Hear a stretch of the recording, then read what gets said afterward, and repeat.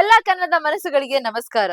Bollywood, Tollywood, Kollywood ಸಿನಿಮಾಗಳಲ್ಲಿ ಮಿಂಚುತ್ತಿರುವ ಕೊಡಗಿನ ಕುವರಿ, ಬಹು ಬೇಡಿಕೆಯ ನ್ಯಾಷನಲ್ ಕ್ರಶ್ ಎಂದೇ ಖ್ಯಾತರಾಗಿರುವ ರಶ್ಮಿಕಾ ಮಂದಣ್ಣ ಈಗ ಕೊಡಗು ಜಿಲ್ಲೆಯ ನಂಬರ್ 1 ಟ್ಯಾಕ್ಸ್ ಪೇಯರ್.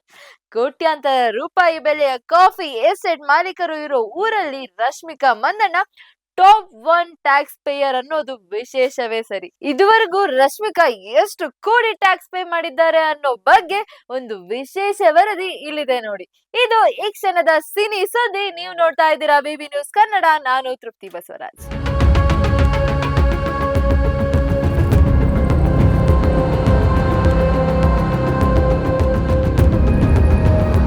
ಹೌದು, ಸಾಲು ಸಾಲು ಸಿನಿಮಾಗಳ ಹಿಟ್ ಕೊಡುತ್ತಿರುವ ರಶ್ಮಿಕಾ ಮಂದಣ್ಣಗೆ ಡಿಮ್ಯಾಂಡ್ ಹೆಚ್ಚಾಗಿದೆ.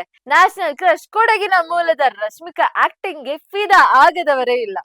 ಭಾರತೀಯ ಚಿತ್ರರಂಗದಲ್ಲಿ ಬಹು ಬೇಡಿಕೆಯ ನಟಿಯಾಗಿರುವ ರಶ್ಮಿಕಾ ಮಂದಣ್ಣ ದೇಶ ವಿದೇಶಗಳಲ್ಲಿಯೂ ಪ್ರಖ್ಯಾತಿ ಹೊಂದಿದ್ದಾರೆ.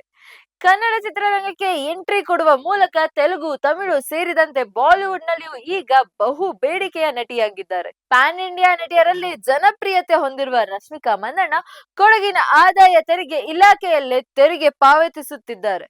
ರಶ್ಮಿಕಾ ಮಂದಣ್ಣ LLP ಹೆಸರಿನಲ್ಲಿ ಆದಾಯ ತೆರಿಗೆ ಪಾವತಿ ಮಾಡುತ್ತಿದ್ದು, ಈವರೆಗೂ 4.69 ಕೋಟಿ ರೂಪಾಯಿ ಆದಾಯ ತೆರಿಗೆ ಪಾವತಿಸುತ್ತಿದ್ದಾರೆ.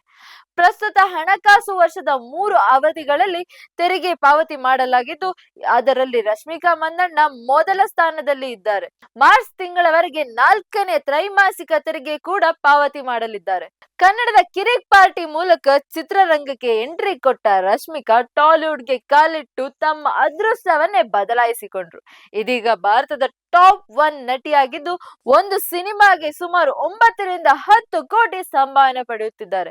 ರಶ್ಮಿಕಾ ಮಂದಣ್ಣ ಅಂದಾಜು ಆದಾಯ 45 ಕೋಟಿ ರೂಪಾಯಿಗಳಾಗಿದ್ದು, ಇದರಲ್ಲಿ ಹೆಚ್ಚಿನ ಆದಾಯ ಸಿನಿಮಾ ಹಾಗೂ ಬ್ರ್ಯಾಂಡ್ ಪ್ರಮೋಷನ್ ನಿಂದ ಬರಲಿದೆ ಎಂದು ವರದಿಯಾಗಿದೆ.